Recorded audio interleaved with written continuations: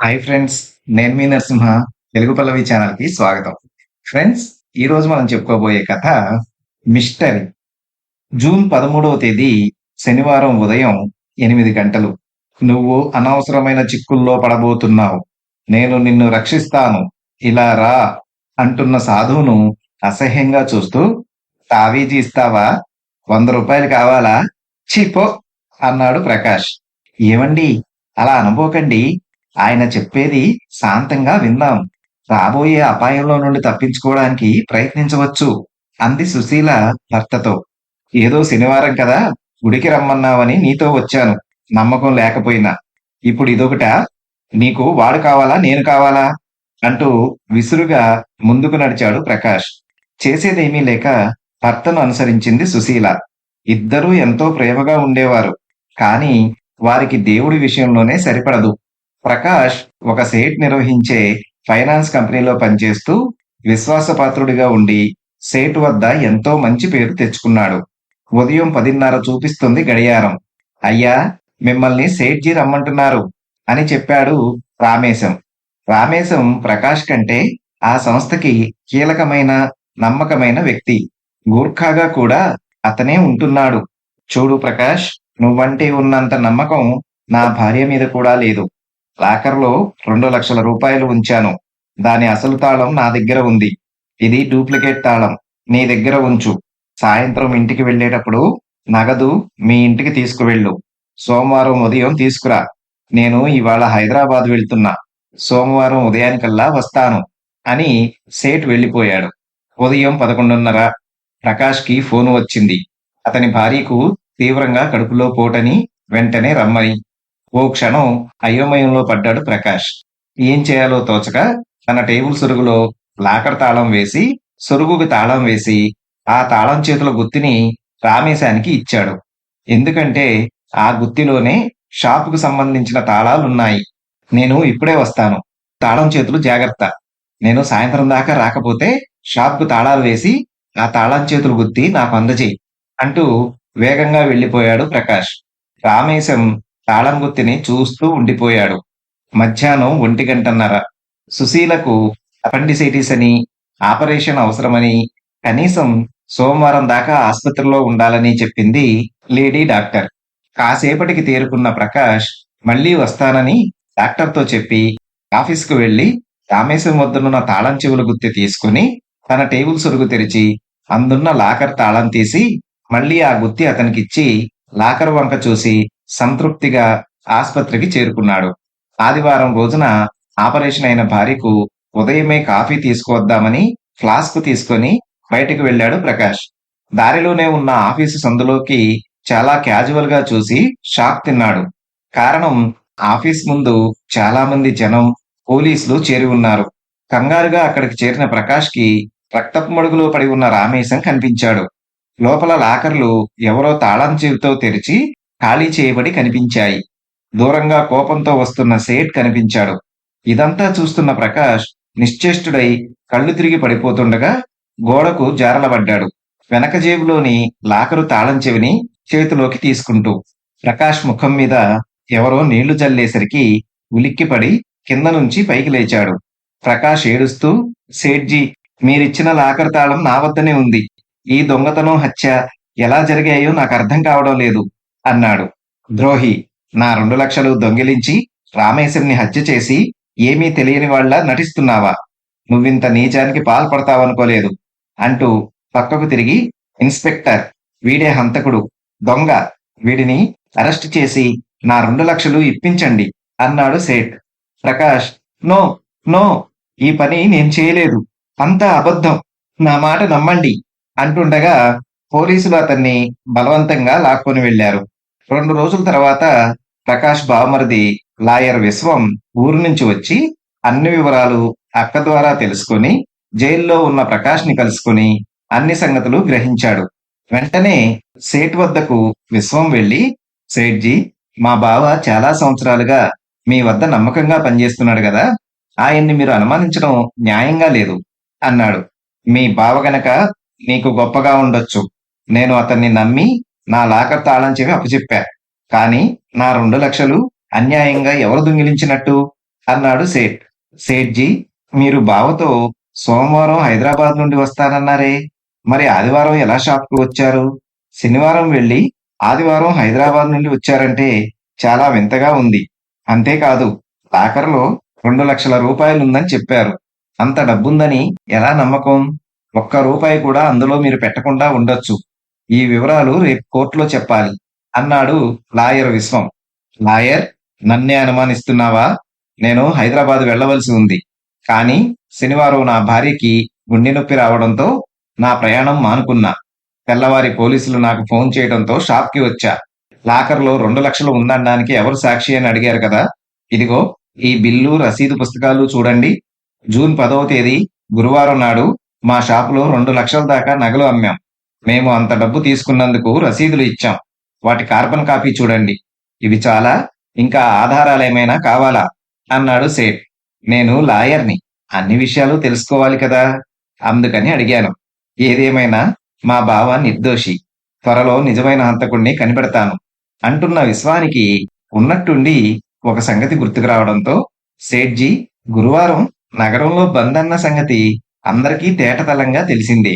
మరి ఆ రోజు మీ షాప్ మూసి ఉంటే అంత వ్యాపారం ఎలా జరిగింది అని అడిగాడు. లాయర్, ఆ రోజు కస్టమర్స్ నా ఇంటికి రావడంతో షాపులు తెరిచి నేనే వారికి నగలు అమ్మాను. మీకు సందేహంగా ఉంటే వారి చిరునామాలు ఇస్తాను, వెళ్ళి కనుక్కోండి. నేను అబద్ధం చెప్పను అన్నాడు సేట్. విశ్వం ఆలోచిస్తూ బయటికి నడిచాడు. చనిపోయిన రామేశం ఇంటికి వెళితే ఏదైనా ఆధారం దొరుకుతుందని అతనింటికి వెళ్ళాడు. విశ్వం ఇంటి తలుపు తట్టాలనుకున్నవాడు ఉన్నట్టుండి కిటికీ గుండా లోపలి దృశ్యాన్ని చూసి ఆశ్చర్యపోయాడు.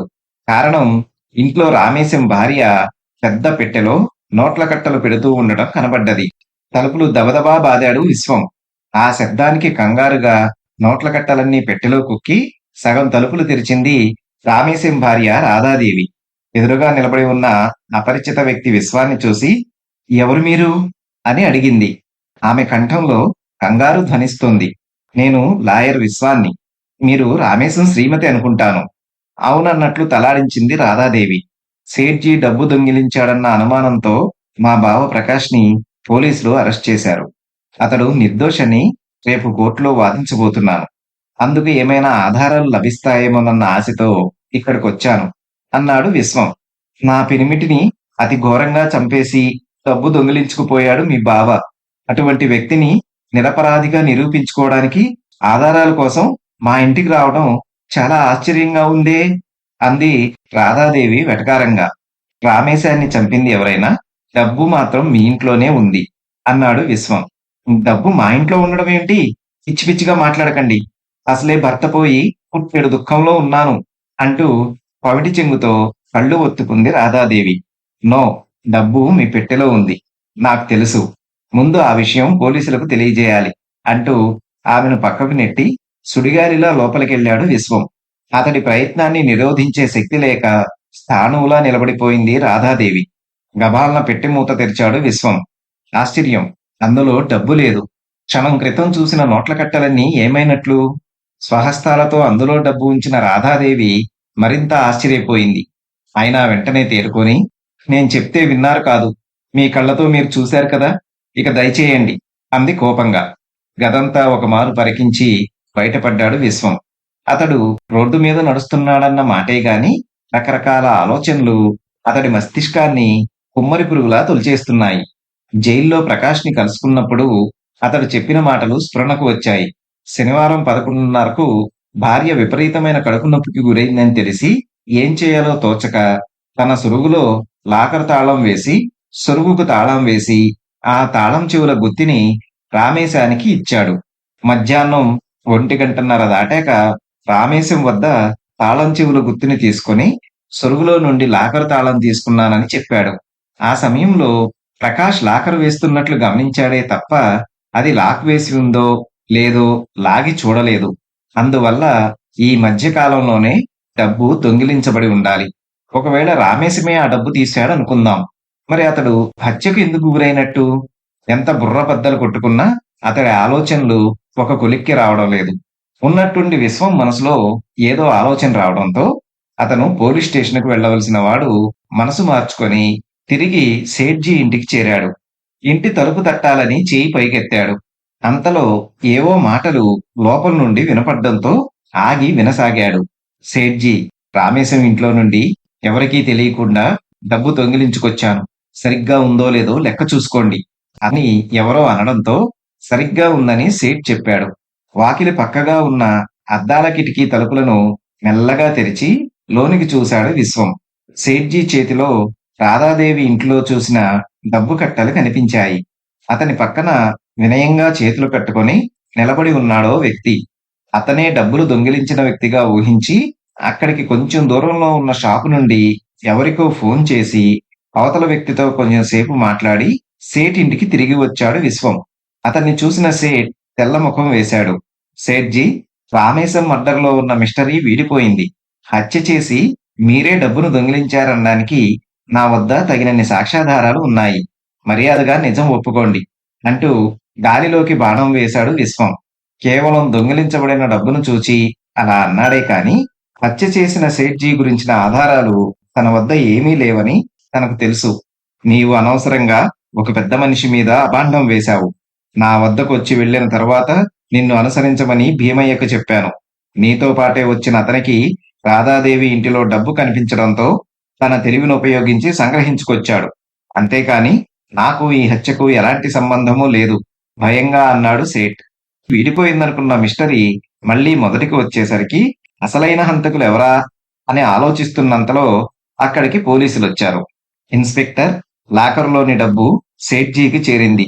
ఫోన్లో చెప్పిన విధంగా రాధాదేవిని అరెస్ట్ చేశారనుకుంటాను. ఆమెను ప్రశ్నిస్తే అసలు విషయం తెలుస్తుంది అన్నాడు విశ్వం. బయట జీపులోని రాధాదేవిని తీసుకువచ్చారు పోలీసులు. వారందర్నీ చూచి భయపడి నిజం చెప్పింది రాధాదేవి. విశ్వం గారు, ప్రకాష్ దాచిన లాకర్ తాళాన్ని నా భర్త కాజేసి లాకర్ను తెరిచి దాన్ని సొరుగులో వేశాడు. ఇది గ్రహించని ప్రకాష్ సాయంత్రం ఇంటికి వెళ్తూ డబ్బును తీసుకువెళ్లడం మర్చిపోయాడు. గూర్ఖా పనికొచ్చిన నా భర్త డబ్బు దొంగిలించి భోజనం తీసుకొచ్చిన నాకు అందించాడు. నేను రోడ్డు మీదకి వచ్చిన తర్వాత సేట్జీ, భీమయ్య షాపులోకి వెళ్తూ కనిపించారు. నాకు అనుమానం కలిగి వారికి తెలియకుండా స్తంభం వెనుక దాగి వారి మాటలు వినసాగాను. రామేశం, వ్యాపారంలో కీలకమైన వాడిగా నిన్ను నమ్మినందుకు నన్ను మోసం చేస్తూ వచ్చావు. నిన్ను చంపాలని నిర్ణయించుకున్నాను. ప్రకాష్ తొందరలో డబ్బును తీసుకెళ్లడం మరవడంతో అవకాశాన్ని ఉపయోగించుకోవాలని హైదరాబాద్ ప్రయాణాన్ని మానుకున్నా. నిన్ను చంపి డబ్బును నేనే దొంగిలిస్తే నేరం నా మీదకు రాదు. డబ్బు దొంగతనం చేసి నిన్ను హత్య చేసింది ప్రకాష్ అని అందరికీ చెప్పి నేను తప్పించుకుంటాను అంటూ ఇద్దరూ కలిసి నా భర్తను దారుణంగా చంపారు. నన్ను చంపేస్తారనే భయంతో మౌనంగా ఉన్నాను అంటూ ఏడ్చింది రాధాదేవి. సేట్ తలంచుకొని నిజం ఒప్పుకున్నాడు. ఇన్స్పెక్టర్ ఇద్దరిని అరెస్ట్ చేసి, మీరు వీరే హంతకులని ఎలా గ్రహించారు అని విశ్వాన్ని అడిగాడు. రాధాదేవి ఇంట్లో కనిపించిన డబ్బు అదృశ్యమవటం చేత, అది సేట్జీ ఇంటికి రావడం చేత వీరిలో ఎవరో ఒకరు తప్పనిసరిగా హంతకులని గ్రహించి మీకు ఫోన్ చేశా. ఎన్నటికీ వీడదనుకున్న మర్డర్ మిస్టరీ ఇంత సులభంగా వీడిపోతుందని ఊహించలేదు అని తృప్తిగా ఊపిరి పీల్చుకున్నాడు లాయర్ విశ్వం. చూశారు కదా ఫ్రెండ్స్, ఇది ఈ రోజు కథ. మరొక మంచి కథతో తదుపరి వీడియోలో కలుసుకుందాం. ధన్యవాదాలు.